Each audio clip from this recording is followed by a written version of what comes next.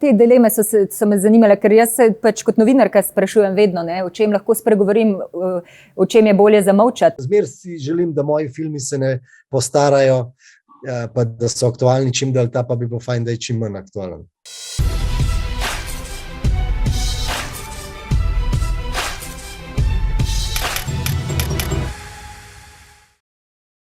Generalni pokrovitelj intervjuja je AC Sport d.o.o. Mitja Okorn, lahko rečem mirno, svetovni režiser, zagotovo naš najbolj znani. On sicer pravi zase že poljski, upravičeno, v vsakem primeru pa Slovenec, ki trenutno oziroma že kar nekaj let živi na Poljskem. Mitja, živjo. Živjo. Hvala, da si vzel čas. Je težko zate si vzeti teh pol ure zdaj, v kakšnem ritmu si, glede na to, da vem, da delaš po 12 ur na dan, da si totalni deloholik in da pač ne počivaš, no? Ja, težko je, definitivno težko vzeti pol ure cajta, še posebej zdaj, ko imam otroka, je vsaka minuta, ki si jo vzameš, imaš, kako se temu reče, občutek krivde. Ne? No. Zdaj, tako moraš, čisto eno novo tehnico imaš. A je vreden to, da nisem pol ure z otrokom ali ni vreden? Ne. Zdaj si mi pa dal kar mal pritiska, veš? Ja. Sej prav. Sej prav.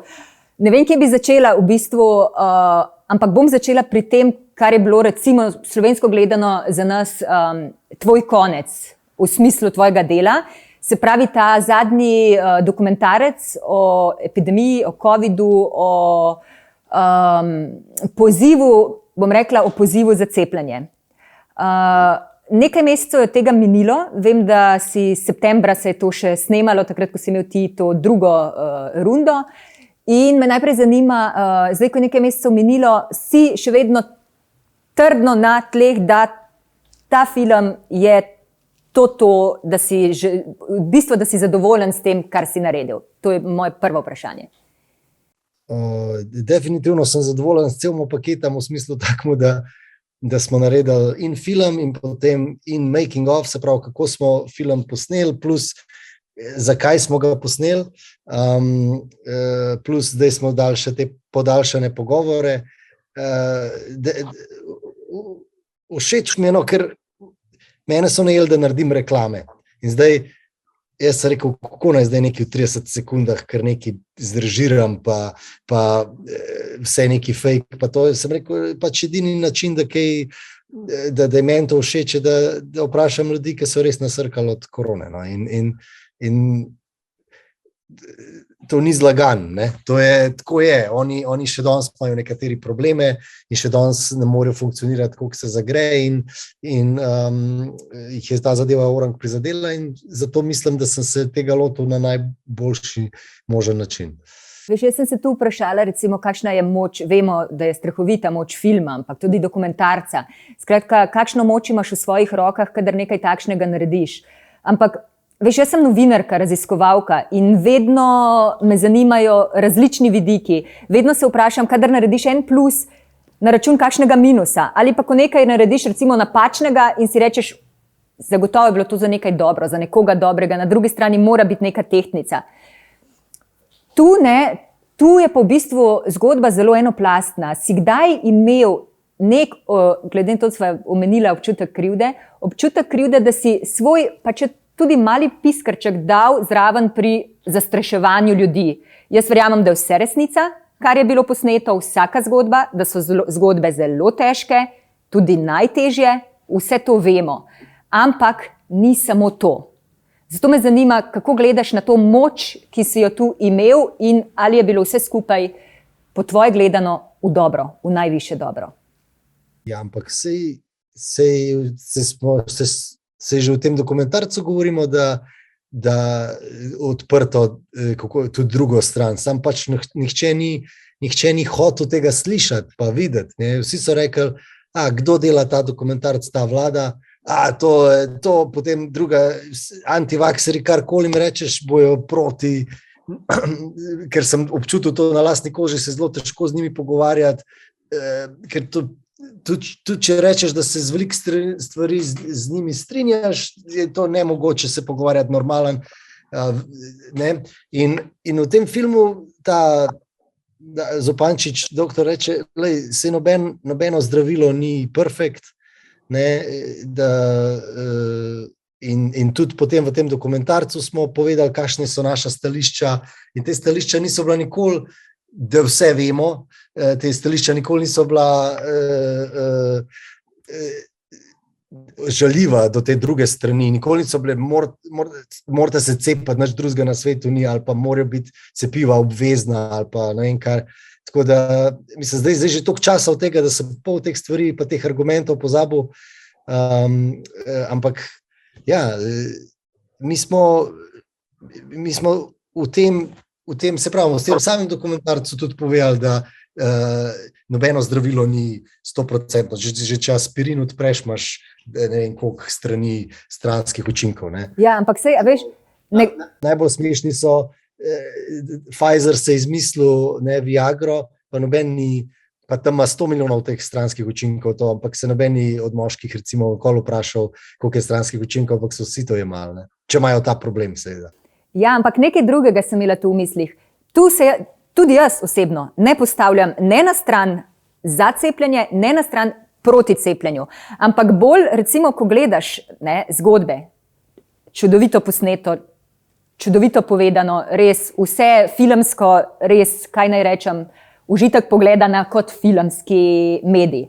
Ampak ko gledaš te zgodbe, te postane zelo, zelo strah v bistvu. Zelo, zelo strah zase, za svoje življenje, za bližnje, za vse. Tu me je zanimalo, če si imel kakšen občutek, aj dobro, da zagotovo zbudiš močna čustva, kar vem, da imaš rad in tvoji filmi imajo ta blazen čustveni naboj, vsak od prvega do zadnjega, vse, ki sem jih videla. Ampak ali je to res dobro? Samo ta pomislek tvoj me je zanimal in tu se res ne postavljam ne na stran cepilcev, ne proti, ker tudi zgodbe in s cepljenjem in proti so lahko zelo vsebinsko sorodne, ne? Ja, mislim, se pravi, jaz sem bil proti cepljenju, dokler nisem proti, skeptičen do cepljenja, dokler nisem delal, naj si vsi pogledajo dokumentarc, se tam je vse jasen v tem dokumentarcu, kako smo mi posneli to, jaz lepo vse razložim, moje razmišljanje iz ozadja tega in moje razmišljanje je bilo, da v trenutku, ko sem jih par teh intervjujev, ki imajo long haul COVID, se pravi dolgotrajni COVID in so vsi mladi, toliko stari, kaj jaz, se pravi, ne več mladi, ampak recimo middle age, ne, in da niso mogli delati več kot 2-3 ure na dan, jaz imam najraje delo od vsega na svetu. Res nisem hotel iti se to loterijo, da bom pa zdaj glih jaz se to ne dobi veliko ljudi, to long haul COVID, ampak da pa zdaj glih, je pa tudi to, da ne izbira ta bolezen. Ne, ja. Da ni zdaj sam take, da pa jaz rekel, jaz pa nisem tak, pa tega ne bom dobil. Ne, te ljudje so bili športniki, normalno živeli nekateri in so to dobili, tako da se rekel, jaz si tega ne morem privoščiti, da dobim ta dolgotrajni COVID. Ne. In jaz sem zdaj recimo imel korono, ne. Mislim, cela družina imela korono in to je ta omikron, ki pravijo, da je manj nevaren, ne? Ampak sem še zmeraj bil, nikoli v življenju nisem bil prehlajen 30 dni, da mi 30 dni iz nosa tekel, pa grlo bolel. Se pravi, tudi ta nedolžna oblika me je 30 dni maltretirala, pa sem bil 2krat cepljen, zdaj bi lahko nekateri rekel, pa mogoče cepivo itak pomaga ali ne, oziroma kako močno bi me prizadeli, če ne bi bil cepljen, ne. Tako da tako da to ni nedolžna bila bolezen, ne, in zdaj. Zagotovo, ja. Vsi se sprašujejo, vsi ti pa rečejo, kaj bo pa dolgotrajni efekt teh zdravil. Ja, dobro, ampak vemo pa vsi, kakšne so dolgotrajne posledice korone, če fašeš ta nepravo, ne. In zdaj recimo po tej koroni, ki sem jo imel, se mi že skozi se mi samo glav se mi vrti, razumeš? In ni cool, to ni bila nedolžna bolezen in pač mislim, da se je svet boril s tem, da najde način, kako se te bolezni reši, ne, recimo. Zagotovo pa s tem filmom si označil v bistvu duh časa, ne, v katerem smo teh 2 leti. Ne. To zdaj je ujeto. Se sem rekel v dokumentarcu, upam, da bojo ljudje, da ta film ne bo čisto nič več vreden, zelo hmal, zato ker pač upam, da bo ta korona hmal zginila oziroma da bo vse šlo nazaj v normalnost in potem bojo vsi rekli, čez 5 let, ko boš pogledal ta film, rekli, to je pa res nima nobene veze več z ničemer. Tako da upam, da se bo, zmer si želim, da moji filmi se ne postarajo, pa da so aktualni čim dalj, ta pa bi bilo fajn, da je čim manj aktualen. Ampak si rekla, da dokumentarci so učinkoviti, ampak jaz mislim, da ta naš dokumentarc ni bil zdaj toliko učinkovit, ker če ne bi se vsi cepala, ne. Tako da naredili smo, kar smo mi mislili, da je najboljš, in verjetno upam, da če smo vsaj par ljudi prepričali, pa da se je par ljudi cepali, pa mogoče par ljudi zaradi tega ni nasrkali, super, ne. No, o tem pa sem želela s tabo govoriti, ker me je zanimalo predvsem tvoje mnenje kot režiserja, ne? Ker čeprav si bil tu kreativni producent, podpisan kot kreativni producent, ampak vedno me zanima, kje je ta meja umetnosti. Slišala sem, to zdaj ne moram reči, da je to preverjena informacija, ampak recimo slišala sem, da je imel tudi Kubrick enkrat veliko dilemo, ali v njegovem studiu posneti prizore, ko gre človek na Luno. Si že slišal za to? Ja. Ja. In tu je bila velika dilema, ali to sprejeti, ker konec koncev on ni odgovoren, on je umetnik, on je filmar, on je režiser, karkoli že. Ali sprejeti tako velik podvig na račun tega pa tega, ali ne? Kako razmišljaš o tej... Se pravi, zdaj govorimo o tem, hočeš reči, da je to resnica, da je on posnel landing na Luno? Obstajajo teorije, ki govorijo o tem, da pač človek ni stopil na Luno, je pa on posodil studio, kjer se je predtem snemal ta njegov zelo glasni film Odiseja, mislim, da je bil Odiseja še nekaj zraven, in leta 1969 in pač je posodil ta studio, kjer se je snemala ta največja ali pa ena največjih skrivnosti. Ampak zdaj govoriš kakor, da je to 100%. Ne, teorija je. Razmišljava o moči režiserja. Zelo teorija taka, kako se temu reče, zarote, ne bi človek rekel. Tako da ne vem, no, jaz mislim, da ne vem, kaj naj ti odgovorim na to. To je, če je to res, potem je to, so pa res dobro to, kako se temu reče, skril, ker da eno tako stvar posnameš, pa res rabaš ogromen folka in ne verjamem, da ljudje že navadno, kako se temu reče, trač ne znajo za sebe zadržati, kva šele tako veliko operacijo, kakor je snemanja moonlandinga, ne. Se pravi, da posnameš eno tako stvar, rabaš 100 ljudi. Ni šanse, da teh 100 ljudi ni nobenemu drugemu povedal, ali pa povedal, da je to bilo, ni bilo, pa da to ne bilo zdaj razkrit, tako se zagre, ne. Jaz mislim. Ampak no, zanimivo, ne vem, kaj naj rečem. Hočeš reči, da tudi nisi cepljena? Ne, sprašujem te o moči režiserja, o moči odločitev, ki jih sprejemaš, ker to, da tvoje filme gledajo milijoni ljudi, to ni pač mačji kašelj, mislim. To, da... Ja, ampak ne vem, kva ima zdaj Kubrick pa landing mislim, teorija, ki lahko nima veze z realnostjo, lahko pa tudi, da je res. Sam ne vem, kaj ima to veze s tem, ne. Se pogovarjamo to, kakor da je to 100% res. In kako da je on zdaj to posodil, ne, to pač bi bilo treba dokazati, da je to res, ne. Tega dokazov pa verjetno ni, ne. Ja, seveda, ne bo... Nekdo je pač posnel tako, ker danes lahko vse posnameš, ne, danes lahko posnameš, danes se odločiš in rečeš, tole teorijo bom posnel dokumentarc in najdeš take ljudi, ki bojo potrdili to tvojo teorijo, in ni važno, koliko je to nora teorija, boš na koncu, če znaš, lahko naredil tako, da bo pol sveta mislil, da je to, kar si ti kar posnel, res. Ne? Tako da to je delal že Michael Moore.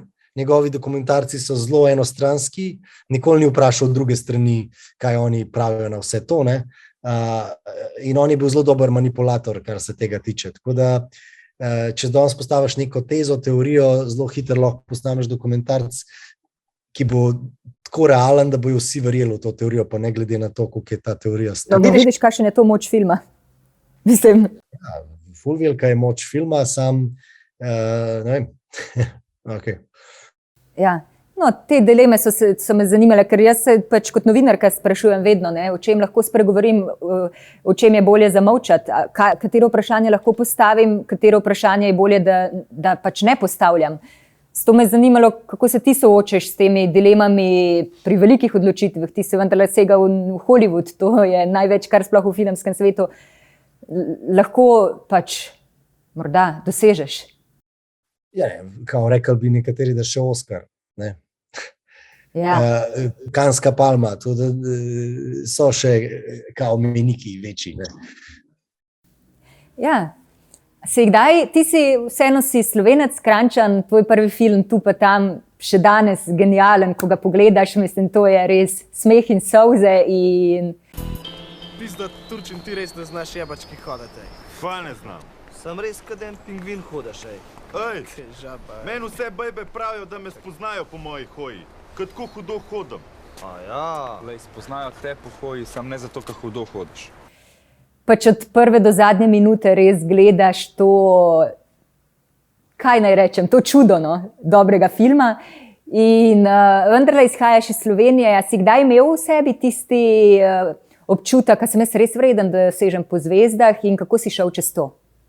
Jaz to nisem tako razmišljal, jaz sem sam hotel filme delati, a ne, in pač nič mi ni ustavilo, a ne, sem rekel, jaz bom posnel skaterski film, pa sem ga posnel, pa sem pa rekel, jaz bom film celovečerc posnel, pa so vsi rekli, to ne moreš, to rabiš, to, pa sem posnel, pa sem pa hotel še en celovečerc posnet, pa nisem mogel, pa sem šel pa ven, pa sem ga tam posnel, in tako pač, in vse, kar je za mene važno, bi že zdavnaj lahko bil milijonar, ker toliko dobivam ponudb na Poljskem, da bi lahko denarja služil ogromen, ampak še zmer delam sam projekte, ki jih razumem, projekte, ki jih razumem, v katere sem zaljubljen in za katere bi dal vse, in delam to 200%. Ne? Tako da pač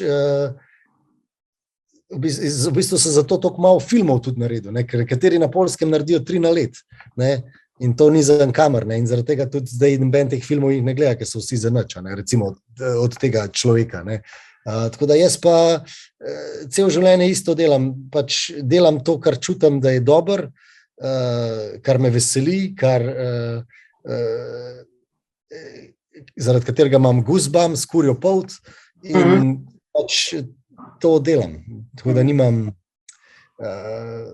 nikoli nisem razmišljal, zvezde, zdaj bom pa zvezdnik, ali pa zdaj bom pa uspel tam, pa tam, pa tam. Ne, sam pač nasledem film, hočem zdaj ta film narediti, hočem ga narediti najbolj možen, in to je to.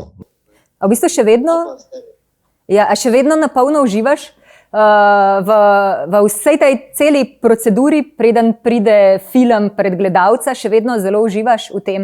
Enako uživaš kot začetnik, kot entuzijast, kot mogoče prva leta?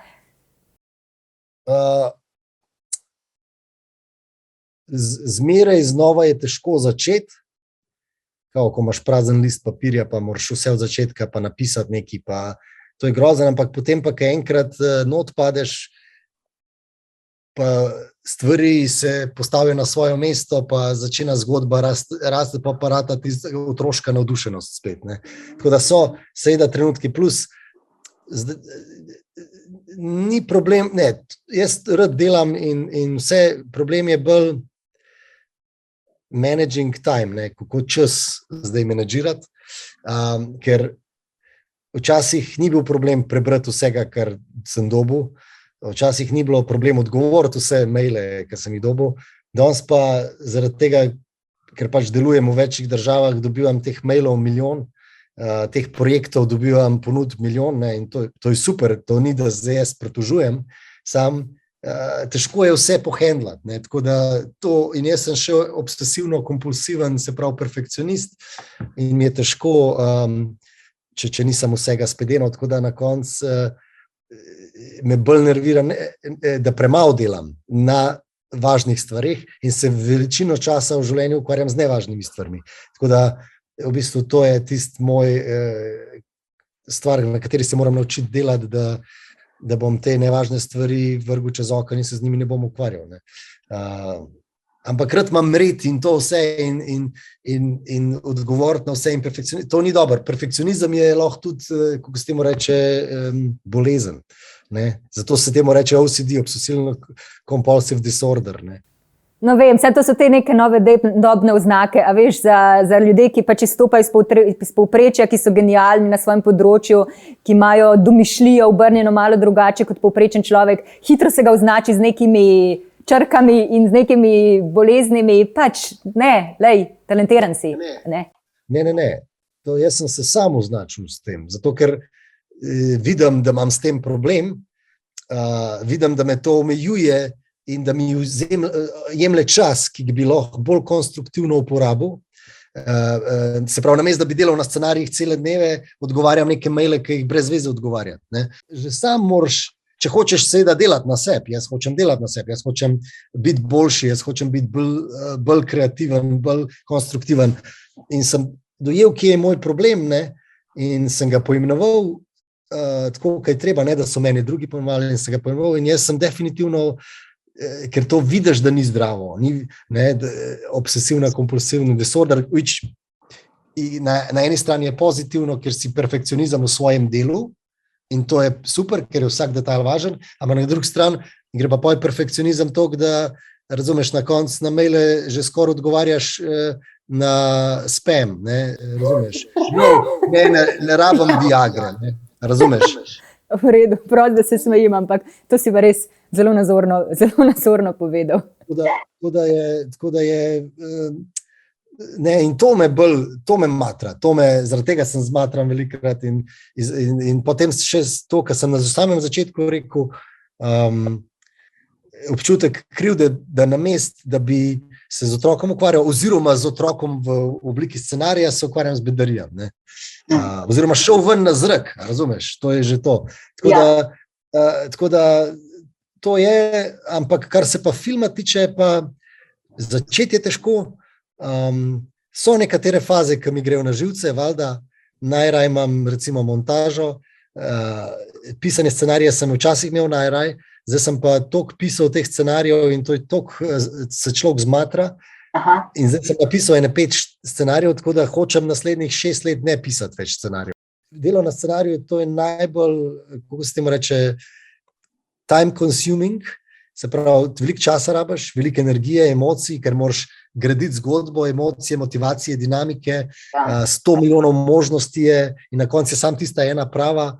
Tako recimo zdaj smo zadnji scenarij, ki smo ga delali z enim scenaristom in smo na koncu sva oba doživela skoraj živčen zlom, ker pač rešila sva 90% scenarija, 10% pa nisva in namesto, da šla pisati teh 90%, sva se ukvarjala s teh 10%, ki sva hotela to rešiti in sva se na koncu 2 meseca s tem 10% ukvarjala, toliko, da sva skoraj živčen zlom doživela, v depresijo oba padla, sovražila ta projekt, on še danes ne more se iz tega ven, nastal je writer's block, se pravi, da nisem vedela več, kako pisati in sem jaz temu producentu rekel, ali mi daš pol leta, da se ne ukvarjam s tem projektom, pa pojem mogoče spet nazaj ljubezen dobim do tega projekta, ali pa jaz pač ne morem tega filma ti narediti, ne, in ti bom vrnil denar in to bo moj prvi fail v življenju, ne. In potem sem pol leta, in ta producent je bil pameten, je rekel, ok, pol leta in po pol leta sem jaz spet začel o tem razmišljati, zamenjal, ta scenarist pač ni se mogel pobrati od tega in zato je tudi vse, kar so napisala, je bilo žalosten, ni bilo več veselo, pa je bila romantična komedija In tako da sem mogel zamenjati scenarista in potem s to novo svežo krvjo sem na koncu spet zalaufal ta stroj in zdaj imamo scenarij in zdaj bomo letos ta film posneli. In hočem reči, da to ni zajebancija, to je težek del. Ne? In ta pisanje scenarija je trajal 2 let in skoraj smo uničili projekt, skoraj smo uničili željo, voljo do projekta, ljubezen do projekta. Ampak niste, Mitja, niste. Glik zato, ker znaš sebe pogledati objektivno, od odzun, vidiš, kje imaš problem, vidiš, da si se nasitil s projektom, da rabiš počiti, da rabiš reči fuck off, in če tega ne bi naredil, ne bi to nič bilo od tega. Ne.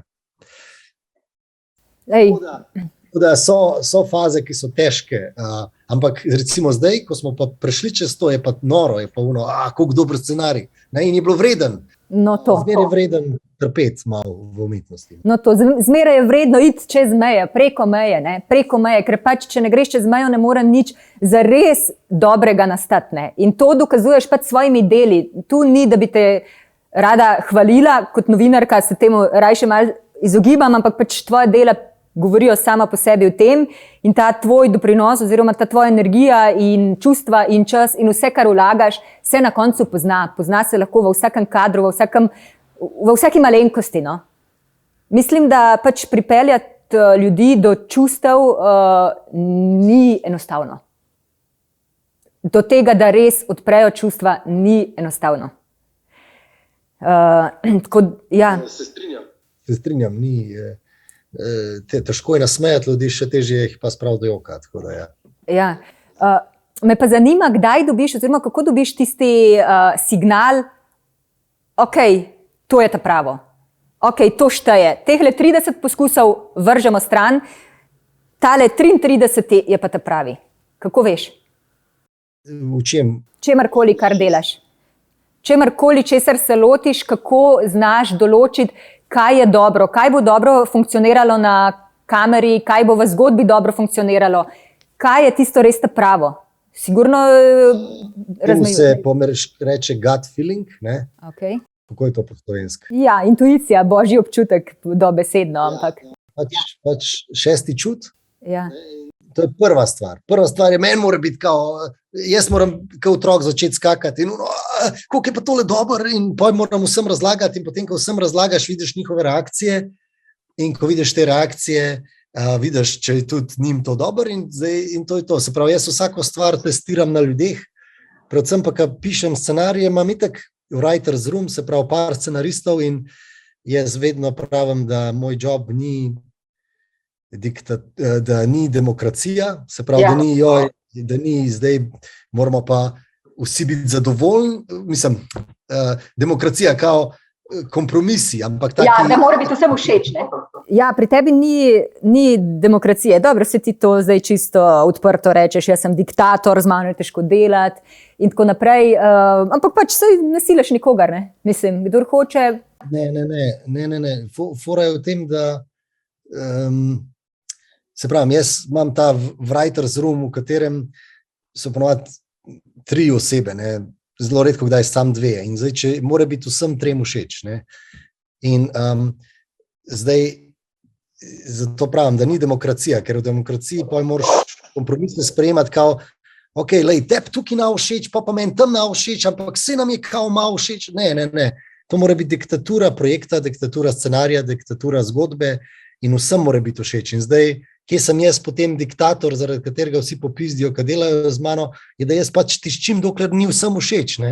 So že vsi zmatrani in ko imamo 7-urne Skype, ljudje so mrtvi, že vsi uničeni, ampak ne delamo, dokler ne pride do unega trenutka, ko vsi naenkrat rečemo, koliko dober. Ne? In če 3 osebe naenkrat rečejo, koliko dober, je velika verjetnost, da bo rekel, da bo 99% ljudi rekel, da je dober. Zato so že 3 osebe toliko različne, da bojo na koncu 3 različni karakteri, 3 različne osebe na koncu, to pomeni, da bo veliko ljudje bo všeč. Jaz zelo rada res Willa Smitha gledam, pač on je meni res vrhunski igralec in ves čas v intervjujih parkrat sem zasledila, si rekel, ko ste spraševali, pa si se družil potem z njim, ste ostali na vezi, pač si rekel, nekaj zabav je bilo, ampak več pa ne. Drugačni smo. Zakaj? V čem? Kakšen je ta Hollywood? Kakšen je to svet? Ti si rekel, to ni moj svet, ampak ti poznaš pač filmski svet. Mislim, to je tvoj svet, ampak zakaj hollywoodski filmski svet ni tvoj svet? Že na Poljskem ni moj svet, da se zdaj z igralci družim. Ne? Pač ne moreš na silo postati prijatelj z nekom. Ne? Redko kdaj postane s tem, ker sodelujem, da smo res prijatelji. Mislim, tukaj na Poljskem že, ampak to so redko kdaj igralci. Ne? To je kot prvo. Ne? Kot drugo, no to je najbolj vplivnih hollywoodskih igralcev, Will Smith, pa Jada Pinkett, pa Jaden Smith, pa Willow Smith, pa to je pač neka velika hollywoodska družina, s katero bi vsak bil rad prijatelj, s katero se bi vsak rad družil, vsak bi neki od njih rad imel, že če samo avtograme, recimo, neverjetno, koliko ljudi je mene poklicali, če lahko dobimo avtogram od Willa Smitha, če že sam meni težijo, koliko šele njim težijo, ne? In pač oni so neke zidove postavili okoli in puščajo zraven res samo prijatelje oziroma tisti, ki jim res verjamejo, tisti, ki res delajo cele dneve, ki so skupaj bili v jarkih, kopali jarke, pisa se streljali v vojni, whatever. In pač ne, jaz sem z njimi naredil ta en projekt, dobro smo se razumeli, ampak ne moreš pa zdaj pričakovati, da bomo kar zdaj pa po filiju skupaj hodili na sendviče, ne vem, ali pa ne, karkoli. Še posebej oni so tako eni čefuri v dobrem smislu, da se skupaj držijo, da družina je važna, lojalnost in zelo težko nekdo nov zraven pride. Ne. Mislim, nisem niti hotel se štuliti zraven, zdaj bi jaz bil z vami. Ne, jaz se pravim, tako sem rekel, za mene je bil projekt važen, jaz sem se že na prvem sestanku z Willem Smithom kregal glede projekta, zato ker pač meni je bilo vsem, kdo je on, ne, mislim, prvič, ko se ga srečal, je bilo, sem se usral, ampak potem, ko se je pa začel v projektu pogovarjati, mi je bilo pa vsem, s kom se kregam, ne, ni važno, zato ker jaz sem prepričan v to, kar delam in ker smo v Writer's Roomu že vse te probleme predelali 300krat, vse, kar je on rekel, smo že vedeli, da nekaj ne deluje, nekaj delujejo, neke te ideje so bile super in pač nisem bil zdaj, Will Smith, zdaj pa tega ne smem reči, ali pa Will Smith, hočem biti prijatelj, zdaj jaz ne razmišljam tako. Ne. In meni je vse, meni je že prej bilo vse, ko me sprašujejo, s kjerim hollywoodskim igralcem bi delal, ali pa se rekel, je tisti, ki je najboljši za vlogo, ne zdaj, Leonardo DiCaprio. Ne. Nikoli nisem bil starstruck, kaj preveč. Ne. Ja, se zato ti pa to uspelo. Ampak veš, kaj me zanima še, Mitja?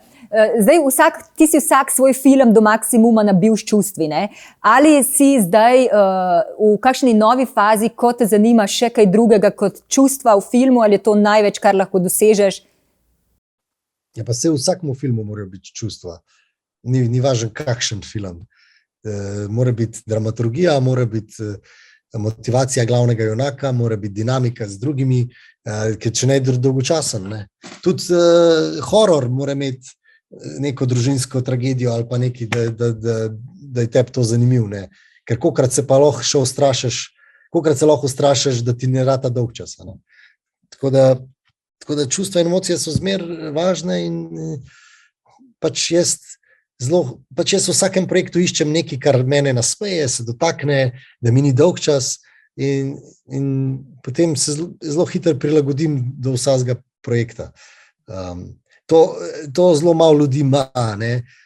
Ljudje hočejo delati samo to, kar oni se zmislijo ali pa karkoli, oziroma točne določene žanre, jaz pa se vsem znajdem. Ne. Meni je pa vse, kar mi vržeš, najdem nek način, da meni to všeč rata. Ne. In to sem se na Poljskem naučil in potem v Ameriki zato tako radi z mano tudi moji agenti sodelujejo, ker vse, kar mi pošljajo, najdem način, tudi če je najslabši scenarij na svetu, najdem način, da to meni rata dober, pa da najdem način, kako iz tega sranja narediti nekaj dobrega. Da mi poveš, a ti je kakšna celina zdaj ta, na katero ciljaš, da bi rad delal z arabskim svetom, da bi rad delal z Rusijo, da bi rad delal z Indijo, da bi rad z Južno Ameriko? Je kakšna celina, kjer vidiš, da bi tvoja filmografija lahko šla dalje? Ne, tam, kjer lahko naredim dober projekt. Zdaj imam en projekt in za v teh dneh bi mogel leteti v Rusijo. Zdaj ne vemo, ali bojo napadali Ukrajino ali ne bojo, ker potem bojo sankcije in potem itak ne moreš z njimi sodelovati. Ampak drugače pa ne, en projekt imam, ki mislim, da bi bil perfekt za Rusijo, recimo. Ne? In pač mene zanimajo te novi trgi, novi jeziki in tako odpirati se na vse možne mesta. Ne?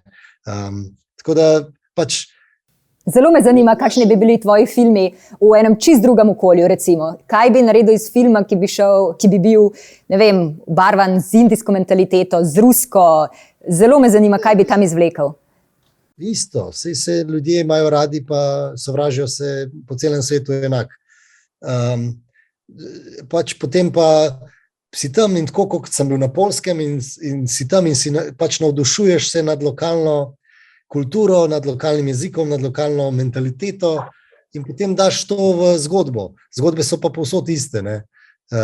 Pač v Indiji malo več plešajo v teh filmih, ampak tudi se nimajo sam teh plesnih filmov, imajo tudi normalne filme. Ne? Tako da ni razlike. Pač moraš imeti, kako se temu reče, spoštovanje do lokalne kulture, do lokalnih ljudi, do lokalne politike, do lokalnega vsega. Ne? Potem, ko imaš to spoštovanje, tudi oni to začutijo in potem je vse super. Ne? Ja, hvala ti za te pol ure, ki si vzel, ker vem, da je težko, zelo cenim in bilo mi je v veliko veselje, dragi Mitja Okorn. Hvala. Srečno, se gledamo. To je bil Mitja Okorn, slovenski, poljski ali svetovni režiser.